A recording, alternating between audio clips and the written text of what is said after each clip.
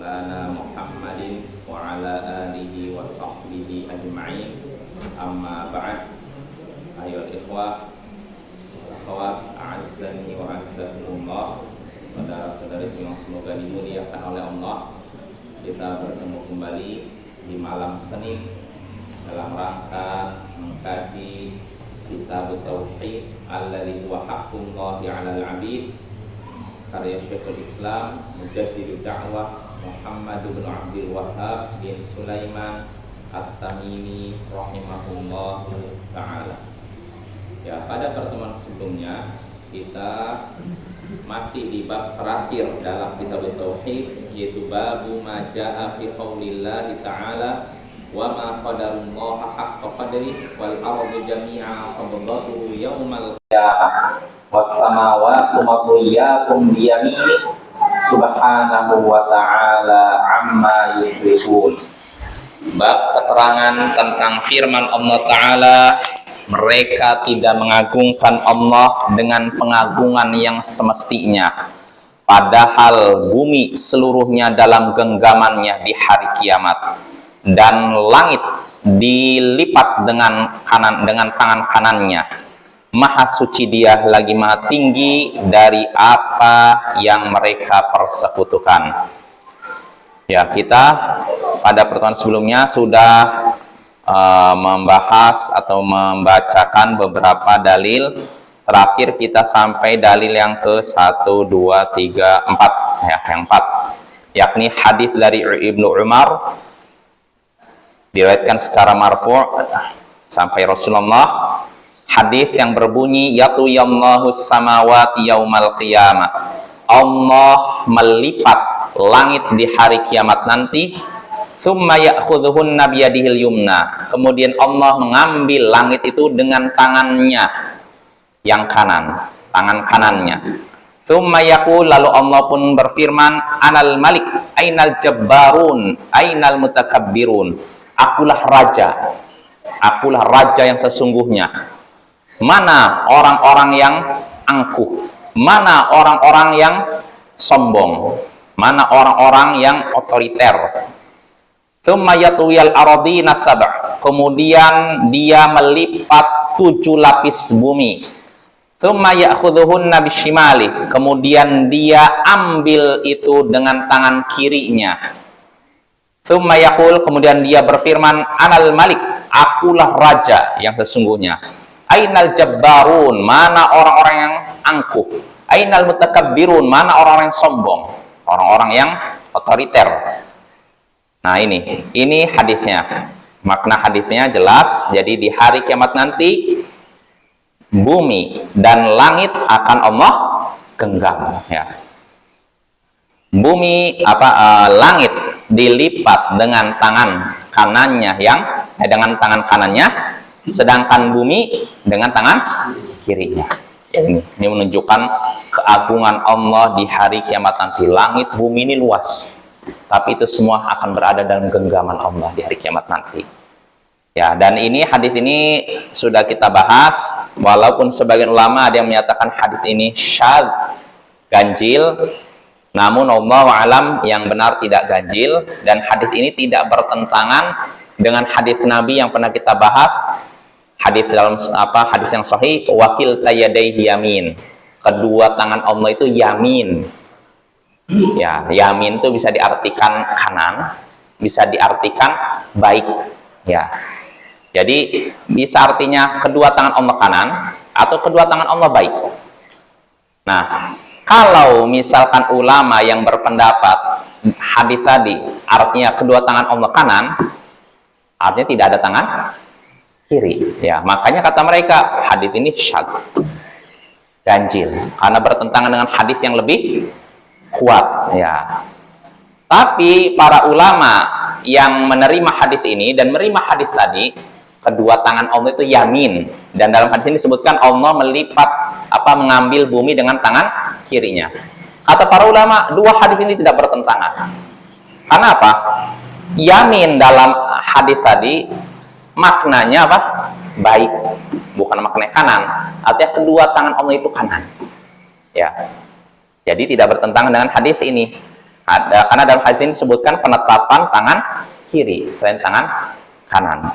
Ya, dan inilah mungkin makna yang lebih tepat ya, pendapat yang lebih tepat bahwasanya para hadis-hadis yang ada menunjukkan bahwasanya Allah memiliki tangan kanan dan juga tangan kiri. Dan perlu kita ketahui, tangan kiri Allah jangan dibayangkan seperti tangan kita. Karena kalau kita punya dua tangan, kanan dan kiri, biasanya yang lebih kuat yang mana? Kanan. Kirinya lemah kan? Nah, Allah katakan, kata Nabi, wakil tayyadaihi yamin. Kedua tangannya yamin. Baik. Artinya jangan dibayangkan tangan kiri Allah lebih lemah dibandingkan tangan kanannya. Ya, jangan bayangkan seperti itu. Itu manusia. Manusia memang begitu. Dua tangan, pasti salah satunya kuat, salah satunya agak lemah. Iya nggak? Kita nih, kalau yang bukan kidal, biasanya tangan kanan lebih kuat kan? Nah, tapi kalau orang yang kidal, tangan kanan yang lebih lemah kan? Nah, ini manusia. Tapi kalau Allah, kata Nabi, kedua tangannya kanan. Atau kedua tangannya yamin. Baik. Sempurna. Jadi, baik kanan maupun kiri, kedua-duanya sempurna. Tidak mengandung kelemahan dan kekurangan. Nah, itu ya. Jadi kesimpulannya begitu, artinya pendapat yang kuat, dan ini pendapat beberapa ulama salaf di antara Imam Ibnu Jarir At-Tabari, bahwasanya Allah memiliki tangan kiri selain tangan kanan. Jelas Bapak ya? Para ulama sepakat Allah memiliki dua tangan. Cuma mereka beda pendapat tentang apakah dua-duanya kanan atau yang satu kanan satu kiri. Itu saja ya. Tapi semuanya sepakat menerima Allah memiliki dua tangan. Tidak ada satupun ulama salaf yang menolak itu. Yang menolak itu orang belakangan setelah generasi salaf dari kalangan siapa? Mu'tazilah, Jahmiyah, Asy'ariyah, Maturidiyah, dan para mutakallimin, orang-orang yang sudah diracuni oleh ilmu kalam ya. Mereka nolak ayat dan hadis yang menyebutkan tentang dua tangan Allah. Padahal ayatnya ada, hadisnya ada. Di antara hadis yang kita bahas tadi ya. Ya, kita selesai. Kita lanjut membacakan lagi hadis yang disebutkan oleh Syekh. Dalil berikutnya dalam bab yang terakhir ini, kata Syekh rahimahullah, wa ruya an Ibnu Abbas radhiyallahu anhuma qala mas samawati sab'u wal arduna sab'u fi kaffir rahman illa ka khardalatin fi yadi ahadikum. Diriwayatkan dari Ibnu Abbas, semoga Allah meridai keduanya, meridai dianya dan bapaknya. Ia berkata, tidaklah 7 lapis langit dan 7 lapis bumi di telapak tangan Ar-Rahman kecuali seperti biji sawi di tangan salah seorang dari kalian. Ini kata Ibnu Abbas, tidaklah langit, 7 lapis langit dengan 7 lapis bumi di tangan Ar-Rahman. Ar-Rahman ini siapa? Allah. Jadi tidaklah 7 lapis langit dengan 7 lapis bumi di telapak tangan Allah kecuali seperti biji sawi di telapak tangan salah seorang dari kalian. Coba kita letakkan biji sawi di sini. Kecil apa besar biji sawi? Tangan kita lebih besar kan? Nah, itulah perumpamaan antara langit dan bumi dengan tangan Allah. Dengan telapak tangan Allah. Langit dan bumi seperti biji sawi. Seperti biji sawi, bayangkan, kecil. Dan tangan ini adalah tangan Allah. Artinya luasnya tangan Allah dibandingkan bumi dan langit, yaitu seperti biji sawi dengan telapak tangan kita. Artinya sangat besar. Allah Maha Agung, Maha Besar. Nah, dari sini harusnya mendorong kita untuk mengesahkan Allah ya. Jangan menyekutukan Allah, karena selain Allah itu lemah.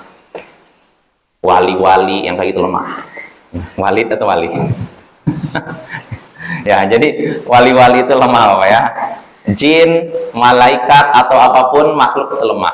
Ya, karena mereka tidak ada apa-apanya dibandingkan Allah. Bayangkan langit dan bumi, bayangkan 7 lapis langit, 7 lapis bumi, itu kalau diletakkan di tangan Allah sama seperti biji sawi diletakkan di telapak tangan kita. Artinya sangat kecil dan Allah sangat besar, sangat agung ya.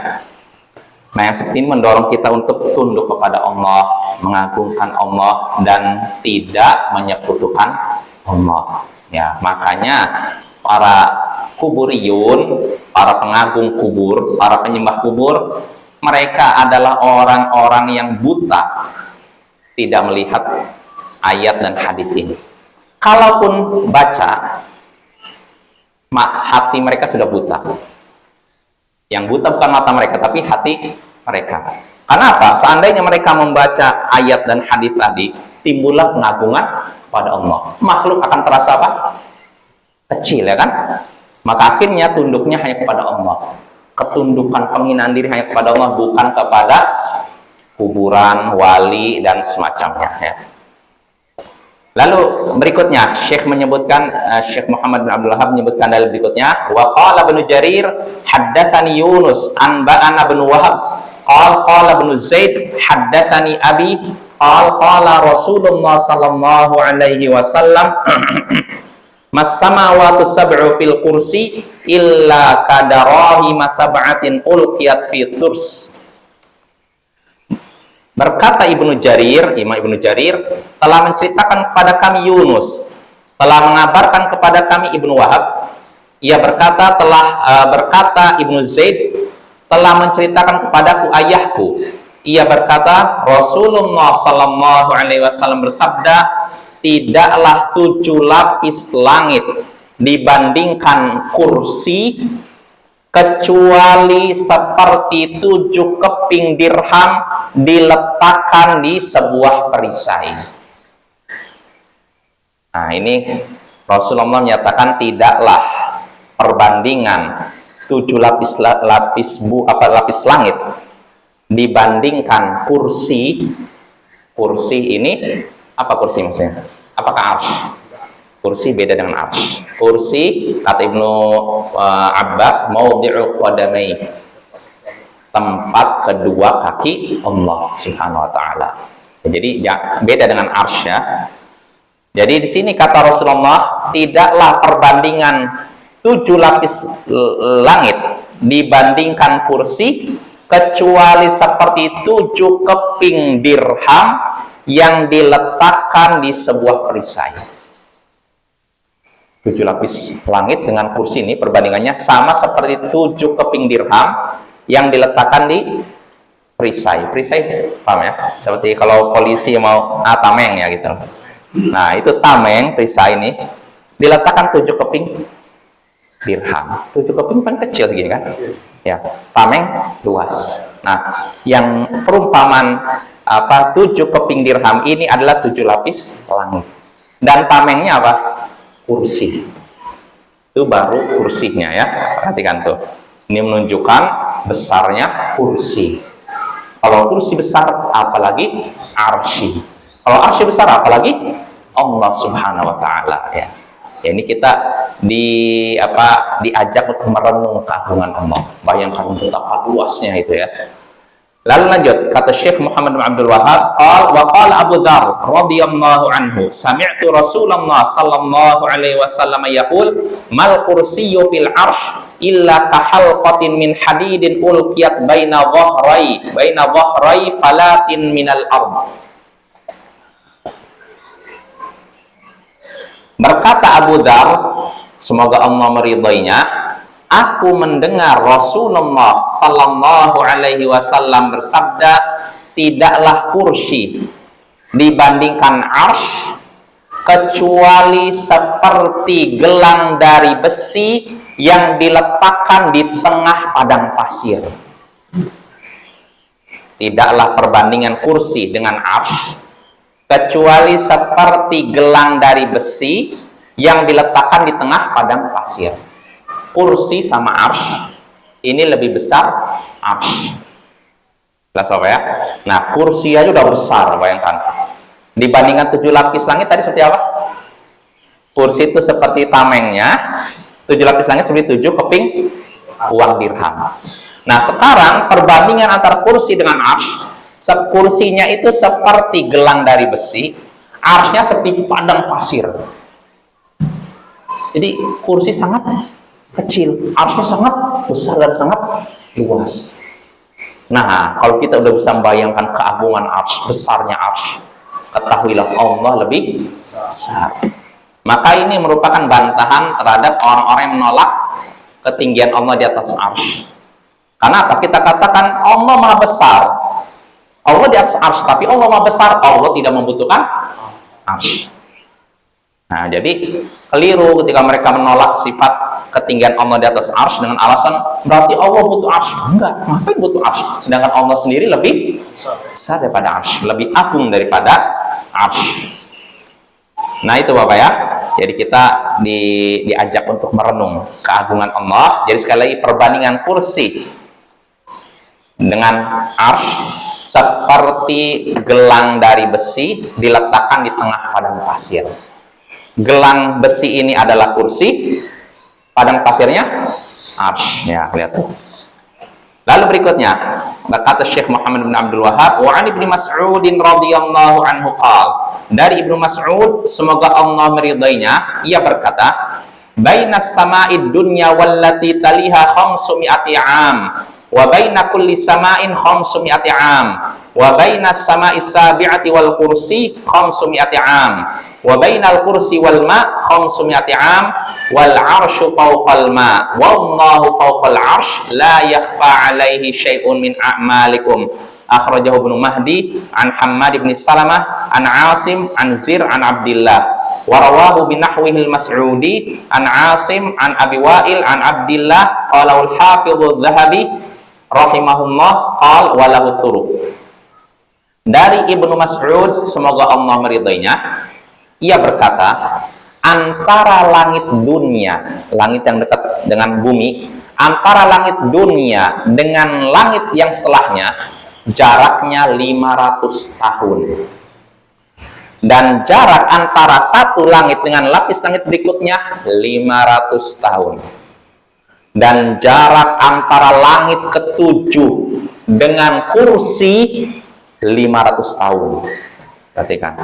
Dan jarak antara kursi dengan air samudra ini 500 tahun. Dan arsy di atas samudra, di atas air. Wallahu fawqal arsy, dan Allah di atas arsy. La yakhfa 'alaihi syai'un min a'malikum, tapi tidak satu pun amalan kalian yang tersembunyi baginya. Nah, hadis ini dikeluarkan atau diriwayatkan oleh Ibnu Mahdi dari Hammad bin Salamah, dari Asim, dari Zir, dari Abdullah bin Mas'ud, dan diriwayatkan pula yang semacamnya dari Al-Mas'udi, dari Asim, dari Abu Wa'il, dari Abdullah bin Mas'ud. Dikatakan oleh Hafidz adz-Dzahabi rahimahullah, beliau menyatakan walahu turuq, hadis ini memiliki banyak jalan riwayatan. Nah, ini hadisnya Bapak, ini hadis hujjah kita Ahlus Sunnah wal Jamaah tentang ketinggian Allah di atas arsy ya. Coba kita ulangi lagi hadisnya. Antara langit dunia langit pertama ini yang kita saksikan sekarang nih. Antar langit dunia dengan langit setelahnya jaraknya 500 tahun. Bayangkan, ini lapis langit pertama nih sampai lapis langit kedua ini jaraknya 500 tahun. Lalu kata Nabi, jarak antara satu langit dengan langit berikutnya 500 tahun. Langit pertama ke langit kedua 500 tahun. Langit kedua ke langit ketiga jaraknya 500 tahun perjalanan, bayangkan. Lalu sampai langit ke berapa? 7. Berarti 500 sampai langit ke 7 berapa tuh? 3.500 tahun, luar biasa. Lalu kata Nabi, jarak antara langit ke-7 dengan kursi, nah itu menunjukkan kursi dulu ya, baru arsy di sini. Jarak antara langit ke-7 dengan kursi 500 tahun perjalanan. Bayangkan. Lalu jarak antara kursi dengan air samudra 500 tahun. Nah, arsy itu di atas samudra. Jadi urutannya langit ke-7 baru apa? Kursi. Setelah kursi baru air. Nah, di atas air ada arsy gitu. Nah, arsy Allah di atas samudra, di atas air, dan Allah di atas arsy. Nah, ini dalil Ahlus Sunnah yang menyatakan ketinggian Allah di atas arsy. Nah, cuma orang yang sudah punya penyakit panas baca riwayat seperti ini, gimana ya? Nggak mungkin. Akan berusaha takwil bagaimana caranya. Padahal maknanya sangat jelas, nggak bisa ditakwil lagi. Allah di atas arsy. Nggak bisa diartikan Allah menguasai arsy. Nggak bisa, Pak. Iya tidak? Nah, kalau istawa, maknanya sebenarnya jelas juga, sama. Kalau dikatakan fulan istawa alal faros, fulan di atas kuda, istawanya di atas. Ar-Rahmanu alal arsy istawa. Ar-Rahman, Tuhan yang Maha Pengasih, apa? Di atas arsy. Sebenarnya jelas. Cuma orang-orang berpenyakit baca ayat gini kepanasan. Akhirnya gimana? Kan nggak sesuai dengan apa? Hawa nafsu mereka, logika mereka. Akhirnya gimana? Nggak mungkin. Akhirnya maknanya bukan seperti itu. Istawa di sini bukan artinya tinggi di atas, tapi istaula. Artinya Allah menguasai arsy. Bukan Allah di atas arsy, tapi Allah menguasai arsy. Artinya apa? Allah tidak di atas arsy. Terus maksud ayat ini apa? Maksudnya Allah menguasai arsy. Allahnya sendiri bagaimana? Allah di mana-mana. Ini yang pertama. Yang lain enggak, bukan di mana-mana. Allah tidak di atas. Terus di bawah? Tidak di bawah. Terus di luar alam? Tidak di luar alam. Berarti dalam alam? Bukan juga dalam alam.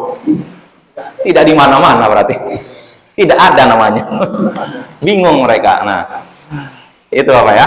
Nah, itu masih bisa mungkin, walaupun itu apa sangat menyimpang ya. Mereka membelokkan ayat Ar-Rahmanu 'alal 'arsy istawa ya. Nah, tapi kalau riwayat ini nggak bisa ditolak mereka, nggak bisa dibelokkan. Karena di sini Allah katakan, kata Ibnu Mas'ud, Allah fawqal 'arsy, di atas arsy. Fawq nggak bisa dimaknakan apa? Menguasai. Makanya mereka kepanasan membaca ayat-ayat ini. Makanya Bapak, untuk menghadapi orang-orang model gitu, sampaikan aja ayat hadis, sampai akhirnya nanti pusing sendiri. Mana ya? Karena akal saya kok bertentang dengan ayat hadis. Akhirnya mereka mikir, berarti saya ini patokan saya akal saya atau kitab suci Tuhan saya? Dari mana nih? Bingung sendiri Bapak ya. Nah, inilah yang harusnya kita kita lakukan ya. Syekh Muhammad bin Amin Asy-Shinqiti, ini seorang ulama dari Mauritania. Beliau dulu akidahnya akidah Asy'ariyah. Beliau akidahnya Asy'ariyah ya. Karena di Afrika Utara tersebar akidah itu. Nah, ketika beliau ke Madinah, beliau bersama orang tuanya hijrah ke Madinah, bukan hijrah istilahnya ya, mungkin hijrah lah.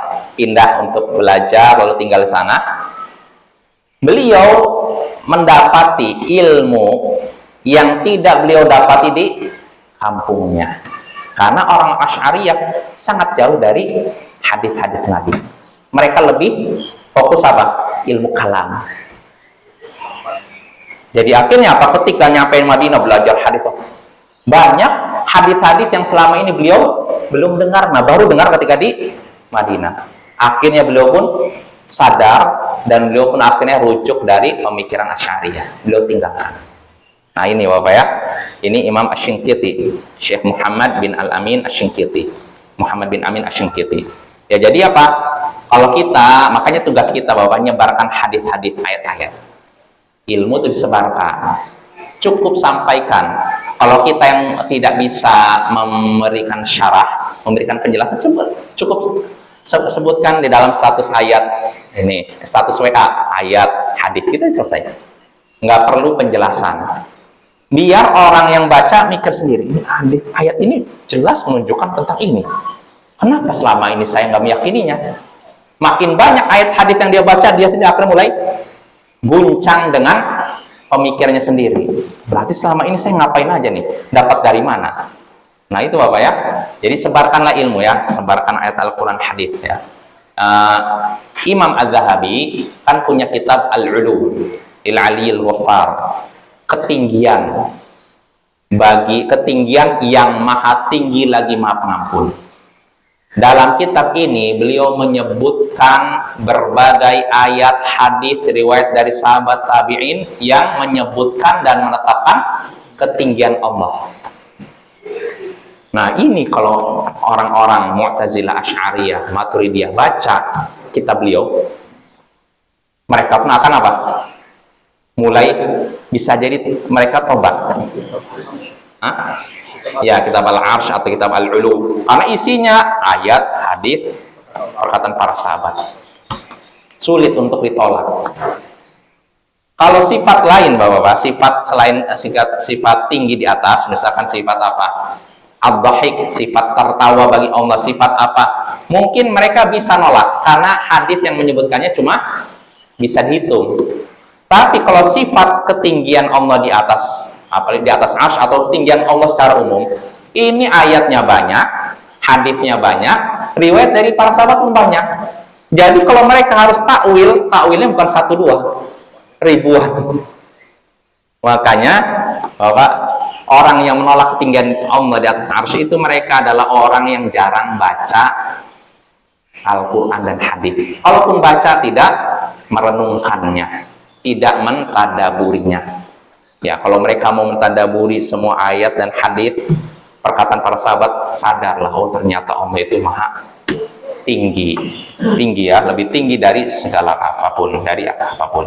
Ya, contohnya tadi ya, Ibnu Mas'ud menyatakan ketika menyebutkan jarak antara satu langit dengan langit berikutnya, lalu Ibnu Mas'ud menyatakan antara langit ketujuh dengan kursi jaraknya berapa?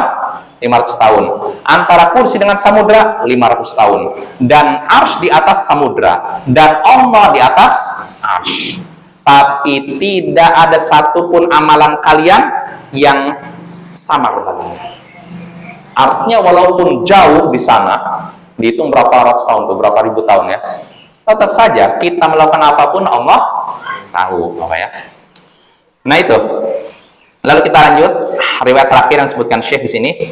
Wa 'anil Abbas bin Abdul Muttalib radhiyallahu anhu qala Rasulullah sallallahu alaihi wasallam, hal tadruna kam bainas sama'i wal ard? Qulna Allahu wa rasuluhu a'lam. Qal bainahuma masiratu 500 sanah wa min kulli sama'in ila sama'in masiratu 500 sanah wa kithafu kulli sama'in masiratu 500 sanah wa baina sama'is sabi'ati wal 'arsh bahrun baina asfalihi wa a'lahu kama bainas sama'i wal ard wallahu fawqa dhalik wa la yakhfa 'alaihi syai'un min a'mali bani adam. Rawahu Abu Daud wa ghairuh. Dari Al-Abbas bin Abdul Muttalib, semoga Allah meridhoinya, ia berkata, Rasulullah sallallahu alaihi wasallam bersabda, apakah kalian tahu berapa jarak antara langit dengan bumi? Antara langit dengan bumi? Kami pun menjawab, Allah dan Rasul-Nya yang lebih tahu. Beliau bersabda, jarak antara keduanya yaitu perjalanan 500 tahun. Dan jarak antara satu langit dengan lapis langit berikutnya perjalanan 500 tahun. Dan tebal masing-masing langit ini perjalanan 500 tahun. Dan antara langit ketujuh dengan arsy, langit ketujuh dengan arsy ada samudra yang jarak dari lapisan bawahnya sampai atasnya sama seperti jarak antara langit dengan bumi. Dan Allah di atas semua itu. Dan Allah di atas semua itu tidak ada satupun amalan manusia yang samar baginya. Nah ini ya, ini hadisnya, hadis riwayat Abu Daud dan selainnya. Jelas ya? Coba kita bahas nih. Kata Nabi, tahukah kalian berapa jarak antara langit dan bumi? Langit dan bumi. Para sahabat menjawab, Allah dan Rasulnya yang lebih tahu. Maka beliau pun memberikan jawaban. Jarak antara langit dan bumi ini perjalanan 500 tahun. Artinya kalau kita menempuh dari bumi ke langit, baru nyampe 500 tahun baru nyampe sana. Dan jarak antara satu lapis langit dengan lapis langit lain, lapis langit lainnya 500 tahun perjalanan juga. Dan ketebalan masing-masing langit itu 500 tahun perjalanan jaraknya. Dan antara langit ketujuh dan arsy, langit ketujuh kursi arsy kan, itu ada samudra yang jarak antara bawahnya dan atasnya sama seperti jarak antara langit dan bumi. Allah di atas semua itu, di atas Allah ya. dan tidak ada satupun amalan anak Adam, amalan manusia yang samar baginya. Artinya walaupun dia tinggi di atas, jauh di atas sana, tapi tidak ada satupun amalan kita yang tertutup bagi Allah. Allah mengetahuinya, Allah melihatnya. Jelas Bapak ya? Ya, inilah dalil terakhir yang disebutkan oleh Syekh Muhammad bin Abdul Wahab dalam bab terakhir. Nah, sekarang kita masuk masail. Ya, penutup ini. Singkat saja, masail dari bab ini, kata Syekh Muhammad bin Abdul Wahab, fihi masail. Dalam bab ini ada beberapa masalah. Al-ula, pertama, tafsiru qawlihi wal ardu jami'a qabdatuhu. Az-Zumar. Pertama, masalah pertama, tafsir firman Allah Ta'ala, bumi seluruhnya berada dalam genggamannya. Dalam genggaman Allah. Ya, ini sudah kita bahas, yaitu kisah ketika ada seorang apa? Tokoh Yahudi lalu berkata di hadapan Nabi, kami dapat di dalam kitab kami terdahulu Allah meletakkan 7 lapis bumi dalam satu jari, lalu pepohonan dalam satu jari, sebutkan semua. Lalu Nabi pun tertawa. Karena apa? Membenarkan. Lalu Nabi membaca firman Allah Ta'ala tadi. Ya, itu jadi jelas ya. Tafsirnya apa? Ya, sebagaimana kita baca. Nggak samar lagi. Cara menafsirkannya bagaimana? Membacanya. Itu mudah. Inilah metode salaf dalam menafsirkan ayat-ayat sifat. Bagaimana cara menafsirkannya? Membacanya. Jadi nggak bingung Bapak ya. Itu yang pertama. Ats-tsaniyatu, yang kedua, kata Syekh, anna hadhil uluma wa amsalaha baqiyatun 'indal yahudi walladzina fi zamanih wa lam yunkiruha wa lam yata'awwaluha. Permasalahan kedua, ilmu ini dan semacamnya, ilmu tadi masalah ketinggian Allah dan atau keagungan Allah di hari kiamat nanti, ilmu ini tetap ada pada orang-orang Yahudi di zaman beliau. Jadi ini warisan dari siapa? Para ulama Yahudi yang terdahulu, terus bertahan ada sampai zaman beliau, dan mereka orang Yahudi tidak mengingkarinya dan tidak juga menakwilkannya. Lihat, orang Yahudi nggak menakwilkannya. Tiba-tiba ada orang ngaku Muslim menakwilkan ayat-ayat sifat. Ya, berarti dalam hal ini orang Yahudi lebih baik, ya tidak? Betul tidak? Nah, ya contohnya juga dalam masalah sifat kalam, berbicara. Orang Yahudi lebih cerdas, lebih waras daripada orang Jahmiyah, Mu'tazilah. Orang Jahmiyah, Mu'tazilah menolak sifat kalam bagi Allah. Allah tidak bicara. Orang Yahudi menetapkan sifat bicara bagi Allah. Berarti yang lebih mengagungkan Allah siapa? Lihat tuh. Maka Bapak, dalam hal ini berarti orang Yahudi lebih baik daripada orang Jahmiyah dan Mu'tazilah yang menolak sifat kalam bagi Allah ya. Lalu berikutnya, at-tsalitsatu, yang ketiga, kata Syekh, annal habr lamma dzakaraha lin nabi sallallahu alaihi wasallam saddaqahu wa nazala al-Qur'an bi taqriri dzalik. Pemuka agama Yahudi tadi tatkala menyebutkan tanda-tanda kekuasaan Allah kepada Nabi, maka beliau pun membenarkannya. Dengan apa membenarkannya? Tertawa. Dan akhirnya turunlah ayat Al-Quran menetapkan demikian. Artinya benar, nanti di hari kiamat nanti pepohonan, terus apa tadi, air dan semuanya akan berada di antara jari jemari Allah, semuanya akan Allah genggam semuanya.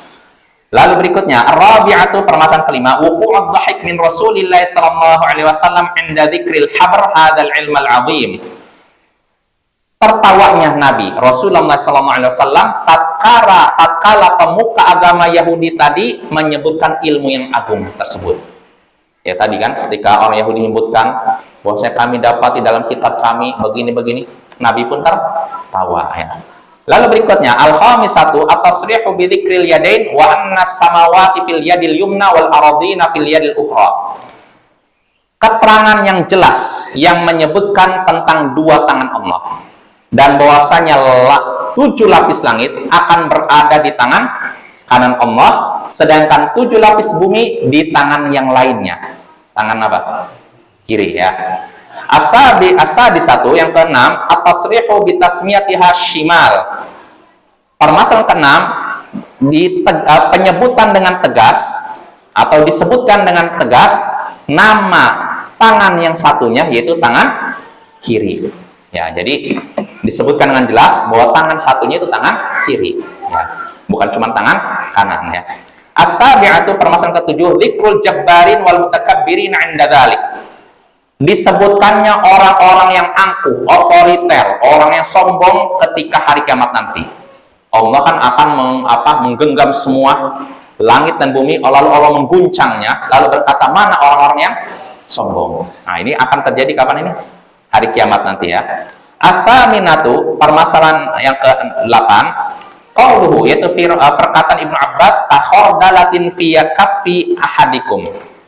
Jadi kata Ibnu Abbas, 7 lapis bumi dengan 7 lapis langit di hari kiamat nanti di tangan Allah, di telapak tangan Allah, seperti biji sawi di telapak tangan kita. Ya, ini ya. At-tasi'atu, permasalahan ke-9, idhamul kursi binisbati ilas samawat. Agungnya kursi dibandingkan langit. Ya, kita sudah sebutkan tadi ya. Perbandingan seperti apa?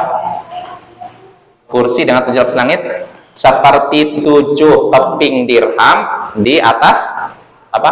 Tameng. Ya, yang tameng itu kursi, yang 7 keping dirham itu 7 lapis langit ya. Lalu berikutnya, al-ashiratu, kata Syekh, azamatul arsh binisbati ilal kursi. Agungnya arsh dibandingkan kursi. Apa? Perbandingannya seperti apa? Seperti gelang besi diletakkan di apa? Padang pasir. Yang gelang besi itu apa? Kursi, sedangkan yang padang pasir itu arsh ya. Lalu berikutnya, al-hadiyatu asyrah, yang ke-11, annal arsh ghairul kursi wal ma. Arsy itu bukanlah kursi dan bukan pula samudra. Nah, ini perlu kita sebutkan karena ada yang berpendapat arsy adalah kursi. Yang benar tidak, bukan kursi ya. Arsy sama kursi beda. Atsaniyata asyrah, permasalahan ke-12, kam baina kulli samain ila samain. Jarak antara satu langit dengan langit berikutnya. Berapa jaraknya? 500 tahun. Atsalitsata asyrah, permasalahan ke-13, kam bainas samai sabi'ah wal kursi. Jarak antara langit ke-7 dengan kursi. Berapa? Sama juga 500 tahun ya. Ar-rabi'ata asyrah, permasalahan ke-14, kam bainal kursi wal ma. Jarak antara kursi dengan air, samudra. Berapa? 500 tahun perjalanan juga. Al-khamisata asyrah, permasalahan ke-15, annal arsh fawqal ma. Arsh itu ada di atas samudra air ya. As-sadisata asyrah annallahu fawqal arsh. Allah itu di atas arsh. Samudra, arsh baru Allah ya. As-sabi'ata asyrah, permasalahan ke-17, kam bainas sama'i wal ard. Jarak antara langit dengan bumi. Berapa jaraknya? Panjang ya. Intinya sudah kita bahas tadi, tinggal kita hitung sendiri aja, hitung-hitung ya. Iya, tadi tambah-tambah aja Pak, 500. Sangat luas ya. At-taminata asyrah, permasalahan ke-18, kifafu kulli samain khamsumi'ati sanatin. Tebal masing-masing langit berapa? 500 tahun perjalanan.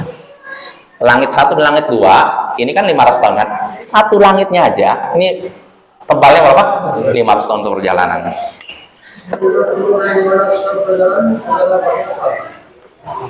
Perjalanan zaman dulu. Bukan perjalanan zaman sekarang, zaman dulu. Ya misalkan seperti pakai unta. Orang naik unta 500 tahun, 1 tahun, kira-kira berapa kilo itu? Ini 500 tahun bayangkan. Lalu terakhir, at-tasi'ata asyrah, permasalahan ke-19, annal bahral ladzi fawqas samawati baina a'lahu asfal wa asfalihi masiratu 500 sana. Permasalahan ke-19, samudra yang ada di atas langit nih, samudranya, jarak antara lapisan bawahnya dengan lapisan atasnya perjalanan 500 tahun. Wallahu a'lam. Allah lah yang lebih tahu. Ya, dengan ini kita selesai Bapak ya. Sudah khatam dari kitab At-Tauhid. Ya, berapa tahun kita selesai? Ya, berarti Setelah selesai kitab tauhid, kita akan masuki kitab baru setelahnya, yaitu kitab Kasyfus Syubhat. Karya siapa? Syekh Muhammad bin Abdul Wahab juga. Cuma kalau Kasyfus Syubhat Bapak, kita fokusnya tentang bantah membantah. Jadi agak ini ya, butuh konsentrasi sedikit. Tapi insya Allah ringan ya. Karena yang disebutkan Syekh ini mudah kita pahami dan bisa kita praktekkan. Maksudnya apa? Dengan belajar Kasyfus Syubhat, kita bisa punya senjata untuk membantah para pelaku syirik, terutama para pengagum kubur. Ya, insya Allah ini akan kita bahas lebih dalam lagi pada pertemuan berikutnya. Wassallallahu ala nabiyyina Muhammadin wa ala alihi wa sahbihi ajma'in. Wa akhiru da'wana anil hamdulillahi rabbil alamin. Assalamualaikum warahmatullahi wabarakatuh.